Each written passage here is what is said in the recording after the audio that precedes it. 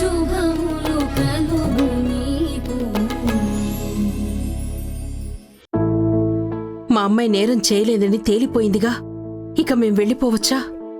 వెళ్ళిపోవచ్చు, కానీ మళ్ళీ కానియండి సార్.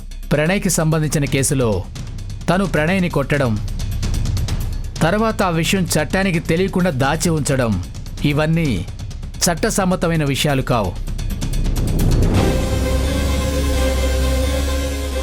అందుకే సునైన పేరుని ఎఫ్ఐఆర్లో ఉంచమని ఎస్పీ గారు చెప్పారు.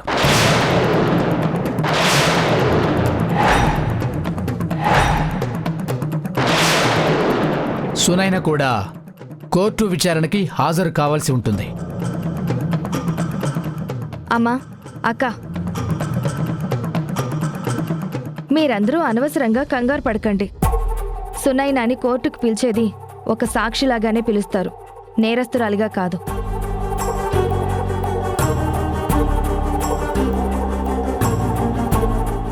సునైనకి ఎలాంటి శిక్ష పడదు.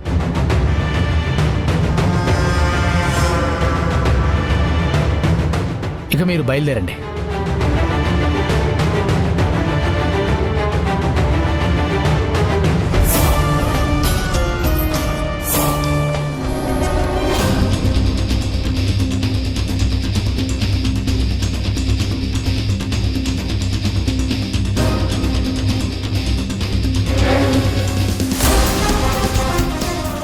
ఓయ్ లట్టి, ఇదిగో కాఫీ తెచ్చాను, తీసుకో.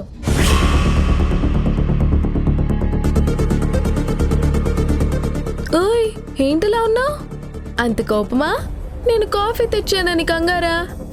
కోపానికి కంగారికి తేడా తెలీదా? ఎందుకు కోపం?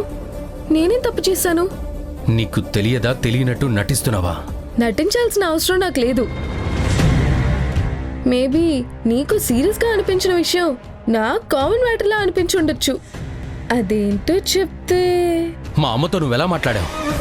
ఓ అదా, ఆ విషయం గురించి ఆలోచిస్తున్నావా? అది అప్పుడే అయిపోయింది కదా. అయిపోలేదు హాసిని.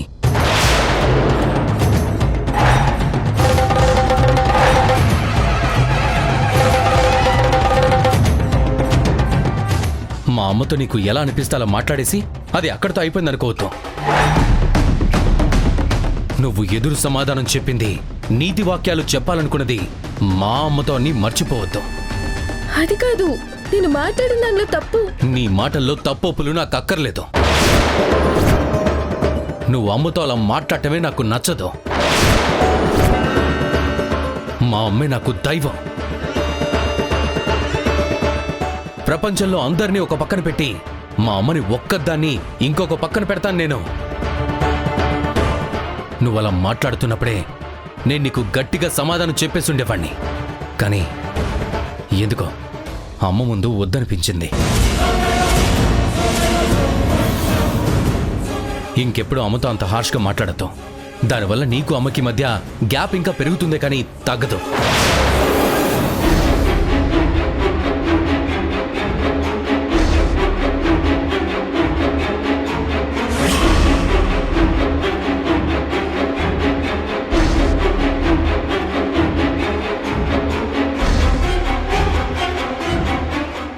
ఏంటి ముసలి, నీ మొగుడు మాటలకి కోపం తెచ్చుకుంటున్నావా?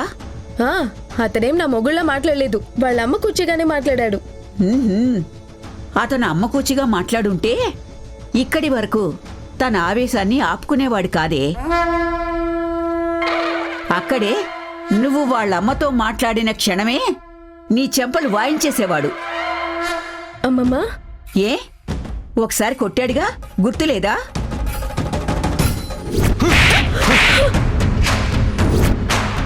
అప్పుడే నేను వడ్డీతో సహా ఇచ్చేసానుగా. అదే ఆలోచన లేకుండా ఆవేశపడ్డం అంటే. అప్పుడు అతను నీ మీద చేయి చేసుకున్నాడు, కానీ ఇప్పుడు చేయి చేసుకున్నాడా? అప్పుడు చాలా కోపంగా తిట్టాడు, గాని ఇప్పుడు తిట్టాడా? అప్పుడు ఏం చేసినా వాళ్ళమ్మ ముందే చేశాడు, ఇప్పుడు అలా చేశాడా? చేయలేదు. కానీ అసలు ఏం చెప్పాలనుకుంటున్నావు? నాతో సూటిగా సొత్తు లేకుండా చెప్పు. ఇంకా సూటిగా చెప్పేదేంటే పిచ్చి మొహందానా? వాడిలో మార్పు వచ్చింది. కాబట్టే అమ్మ ముందు పెళ్ళాన్ని ఒక్క మాట కూడా అనకుండా పక్కకొచ్చి తనకలా చేయడం నచ్చలేదని నచ్చ చెప్పుకుంటున్నాడు. నీకు వాడి మొహంలో కోపమే కనిపిస్తుంది, కానీ నాకు వాడి కోపంలో నీ మీదున్న ప్రేమంతా కనిపిస్తుంది. అంత ప్రేమ ఏం కనిపించేసింది నీకు? ఒసే పిచ్చి మొద్దు, అమ్మ ముందే ఒక మాట అనేసేవాడు, కానీ ఎందుకో వద్దనిపించింది అని అన్నాడా? అంటే అంటే నీ విలువని వాళ్ళమ్మ ముందు తీసేయకూడదని కోరుకుంటున్నాడని అర్థం.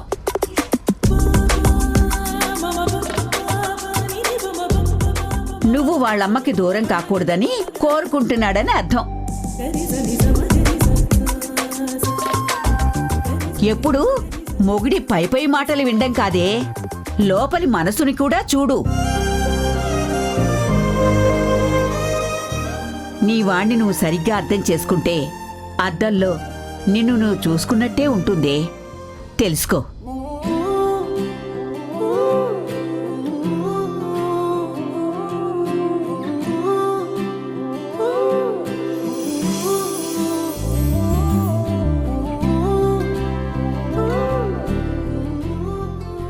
నిజమే కదా?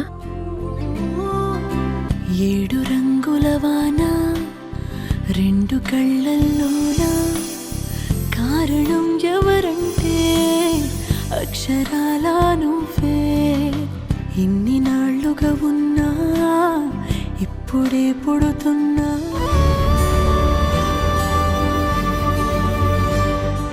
కృష్ణమ్మ గారు, సునైన గురించి ఇంకేం టెన్షన్ పడకండి. తన్ని కోర్టుకు పిలిచే అవసరం కూడా లేకుండా చేయమని నేను ఎస్పీ గారిని రిక్వెస్ట్ చేస్తాను. మీకు మేమందరం చాలా రుణపడి ఉంటాం బాబు.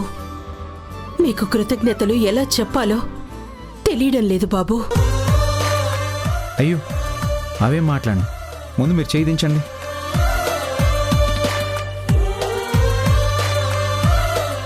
మీ కుటుంబానికి ఎప్పుడు ఏ ప్రాబ్లం వచ్చినా నేను చూసుకుంటాను. అయినా మీరు నాకు కృతజ్ఞతలు చెప్పడం ఏంటి?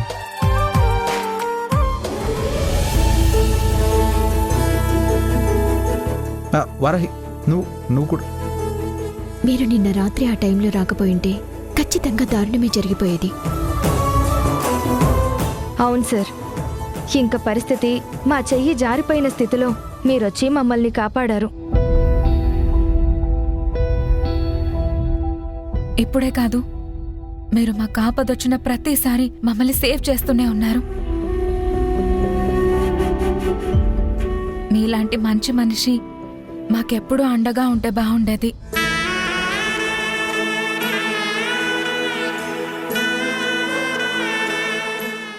ఉండాలని నా కోరిక, కానీ కుదరదు కదా.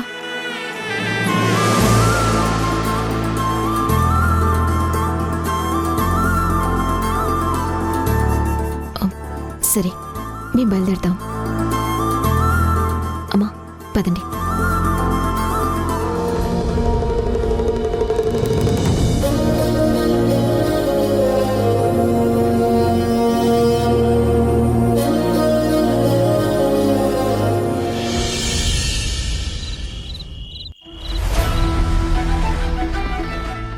అసలు ఏం చేస్తున్నాడు వీడు? ఎన్నిసార్లు ఫోన్ చేయాలి వీడికి?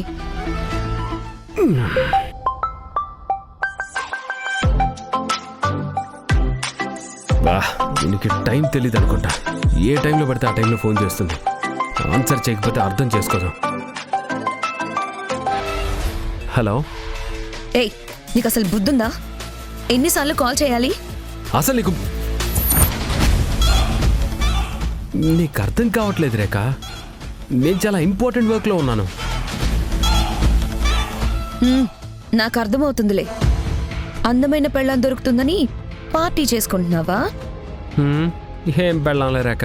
అది ఏ టైంలో ఎలా బిహేవ్ చేస్తుందో అస్సలు అర్థం కావట్లేదు. అసలు నన్ను చేసుకుంటుందో లేదో కూడా అర్థం కావట్లేదు. ఎందుకు చేసుకోదు? చచ్చినట్టు నిన్నే చేసుకుంటుంది. చేసుకునేలా నేను చేస్తా. అవునా? అవును. వారాహి నిన్ను తప్ప ఇంకెవ్వరినీ చేసుకోదు. నువ్వెంత స్ట్రాంగ్గా ఉన్నావంటే నాకు నమ్మకం కుదురుతుంది. నీకు పెళ్ళైపోయి నాకు అవ్వదేమోనని చిన్న డౌట్లో ఉన్నాను ఇప్పటి వరకు. ఇప్పుడు అది పోయింది.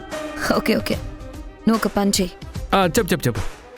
నువ్వు రేపు చరణ్ ముందు వారాహిని చాలా అవమానించాలి. ఎంత బాధపడాలంటే అందరి ముందు తలెత్తుకోలేక సూసైడ్ చేసుకుని చేస్తే బాగుంటుంది అని ఫిక్స్ అయిపోవాలి. కాదు చచ్చిపోవాలి. దాని పీడ పోతుంది. ఎందుకంత కోపం నీకు? నువ్వు కోరుకున్నట్టే తను ప్రేమించిన చరణ్కి వారాహిని దూరం చేసావు కదా, నాతో పెళ్లి కొప్పించావు కదా. ప్రేమించినోడు దూరం అవడమే పెద్ద శిక్ష అనుకుంటే నాలాంటి వెధవం చేసుకోవడం చాలా పెద్ద నరకం కదా. జీవితాంతం ఏడుస్తూనే ఉంటుంది కదా. అది సరిపోదు. అది నన్ను ఎక్కడికక్కడ అవమానిస్తూనే ఉంది. చరణ్ మనసులో ఇంకా అదుంది. దాన్ని అలా వదిలేయకూడదు. చరణ్ ముందే చరణ్ చూస్తుండగానే అది బాగా అవమానించబడాలి.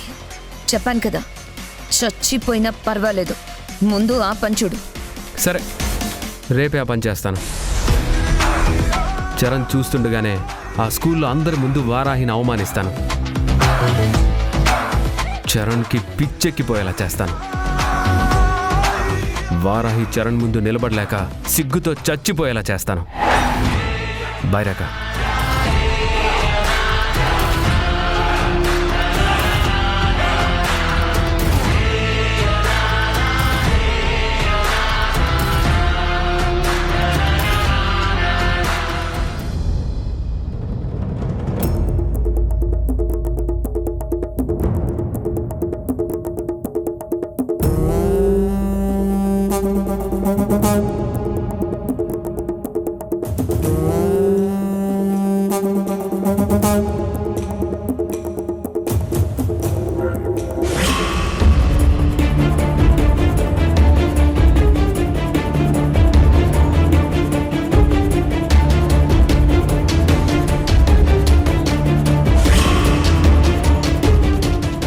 ఇదేంటి, నా మాటలు దీని చెవికి ఎక్కలేదా?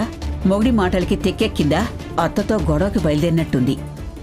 హాసిని అమ్మ గదిలోకి వెళ్తుందేంటి?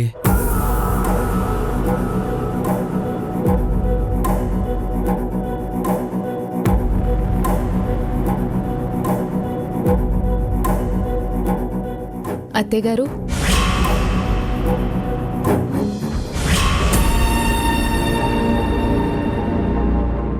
ఏంటి? మీతో కొంచెం మాట్లాడాలి. వద్దంటే వెళ్ళిపోతావా? మాట్లాడేసి వెళ్ళిపోతాను.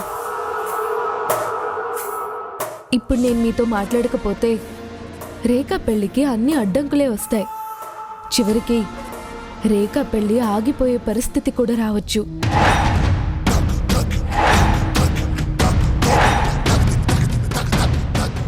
ఏం మాట్లాడుతున్నావు? ఇదేంటి, పొగ పెడుతుందేమోనని కంగారు పడుతుంటే ఏకంగా కార్చిచ్చే అంటించేస్తుంది.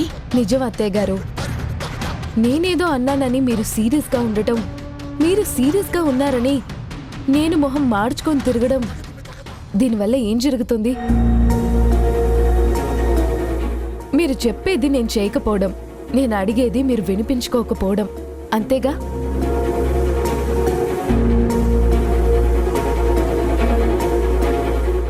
అలాగే పెళ్లి సాఫీగా జరుగుతుందా?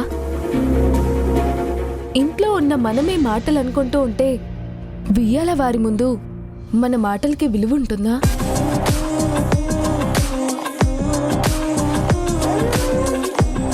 పెళ్లి పనులంటే పంచుకొని చేయాల్సినవి. అందరూ కలవిడిగా లేకపోతే పనులు ఎలా పంచుకుంటాం? పంచుకోకపోతే ఒక చేతి మీద పనులన్నీ ఎలా అయిపోతాయి?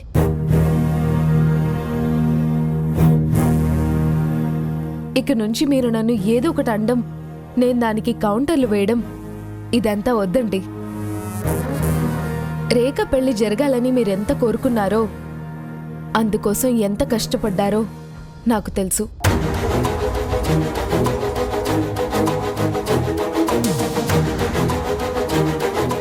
సో పెళ్లి ప్రశాంతంగా మీరు కోరుకున్నట్టే హ్యాపీగా జరగాలంటే మనం కూల్గా ఉండాలి. ఓకేనా అత్తయ్య గారు?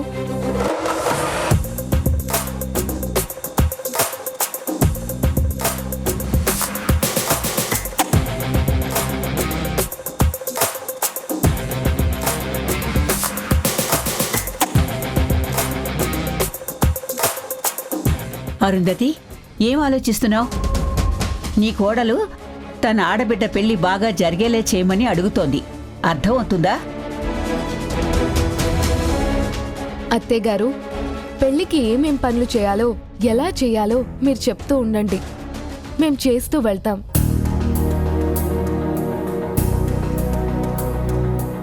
అమ్మా, నాకెందుకో ఇప్పుడే పెళ్లి హంగామా మొదలైపోయింది అనిపిస్తుంది. అవునమ్మా, హాసిని నీ మాటలకు మర్యాద ఇస్తుంది, నీ మనసుకు విలువిస్తుంది. అందుకే నువ్వు చెప్పింది ఫాలో అవుతాం అంటుంది.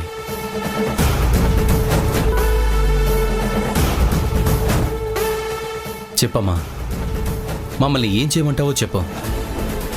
నువ్వు చెప్పింది చెప్పినట్టు చేసుకుంటూ వెళ్ళిపోతాం. నువ్వు హ్యాపీగా ఉండడమే మాకు ముఖ్యం.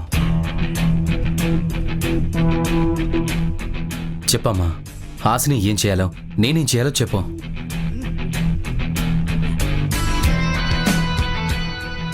రేపు చెప్తాను, వెళ్ళి పడుకోండి.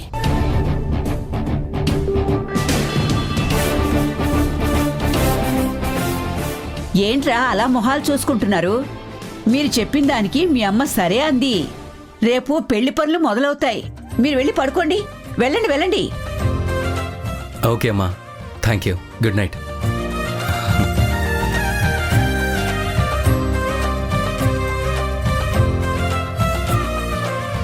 పదవే ముసలి, పద రా.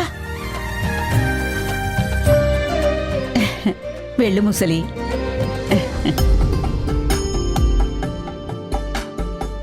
పోన్లే, దీని మనసులో ఇప్పటికిది నా ఇల్లు, వీళ్ళు నా మనుషులు అనే భావన ఏర్పడింది. అత్తయ్య గారిని మార్చుకునే ప్రయత్నం మొదలుపెట్టింది.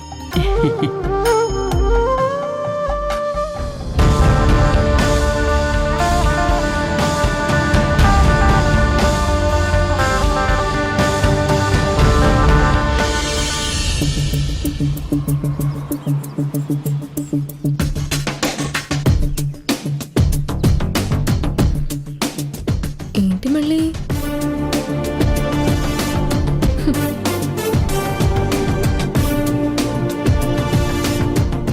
ఏంటి లొట్టి, మళ్ళీ అలిగావా? కోపం వచ్చిందా? ఇంతలోనే ఏమైంది? నేను వెళ్ళి అత్తయ్య గారితో గొడవ పడినని చెప్పొచ్చాగా, ఆవిడ కూడా ఒప్పుకున్నారుగా. ఇంకేం కావాలి నీకు? ఏం కావాలని ఇస్తావా?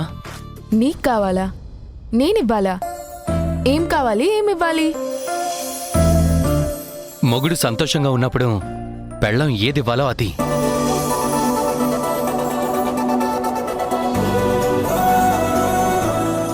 సంతోషంగా ఉన్నప్పుడా?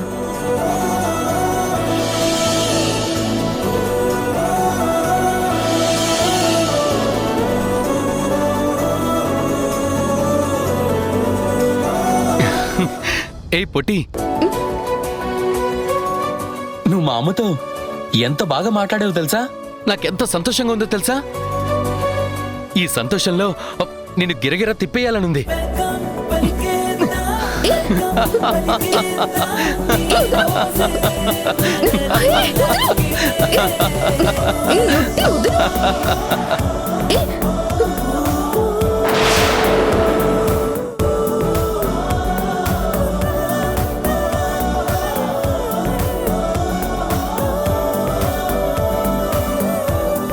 వీడు మారిపోయాడు. వీడికి అమ్మ కంటే చెల్లి కంటే పెళ్ళామే ఎక్కువైపోయింది.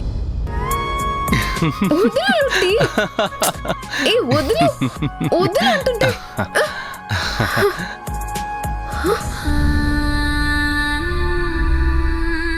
హే, ఏమైంది పొట్టి?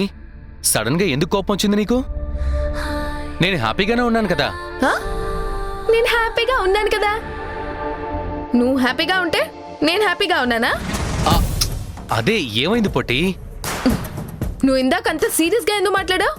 సీరియస్ గానా? సీరియస్ గానే.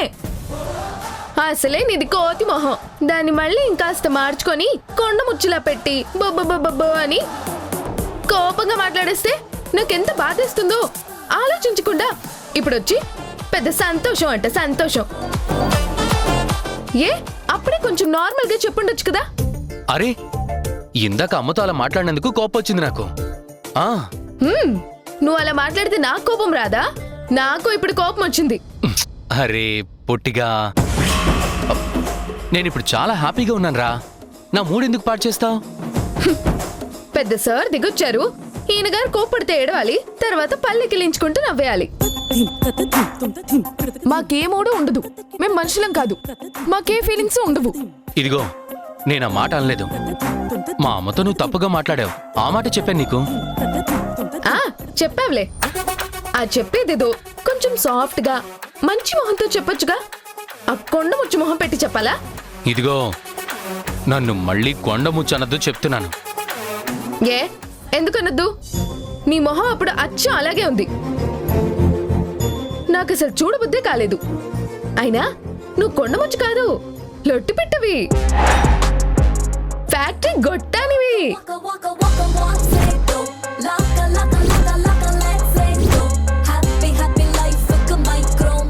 రేఖతో మీ పెళ్లి జరగాలని ఆ ఇంటి మనిషిగా నేను కోరుకుంటున్నాను.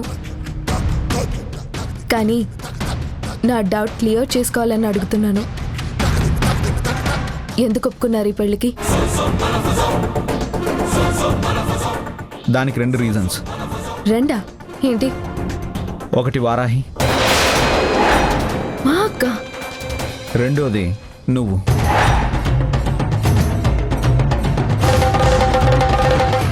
నేను కూడానా? ఎస్.